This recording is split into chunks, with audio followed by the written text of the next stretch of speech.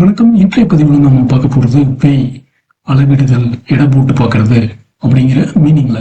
இந்த வெய் அப்படிங்கிறது வேற ஒன்றும் இல்லை. வெயிட் அப்படிங்கிறதுல கடைசியில் இருக்கக்கூடிய டீயை கட் பண்ணிட்டோம்னா மீதி இருக்கக்கூடிய வீடு தான் வெய் அப்படிங்கிறத இன்றைய பதிவுல நம்ம பார்க்க போறோம். ஸோ வெய் அப்படின்னோம்னா எடை போட்டு பார்க்கறது, அது எடை இருக்கிறது அப்படின்னு. வெய் அகெயின்ஸ்ட் ஒன்றுனா எதிரான தாக்கத்தை உண்டாக்குறது. வெய் இன் ஃபார் ஒன்றுகளை சாதகமான பலனை கொடுப்பது.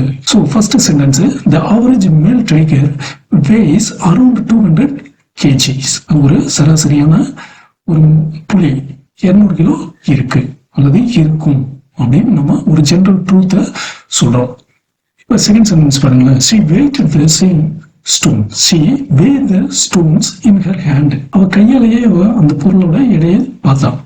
இந்த ஸ்டோன்ஸ் ஒரு கல்ல தன் கையாலேயே எடை போட்டு பாக்குறா அப்படின்னு. இந்த ஸ்டோன் அப்படிங்கிற இடத்துல வச்சு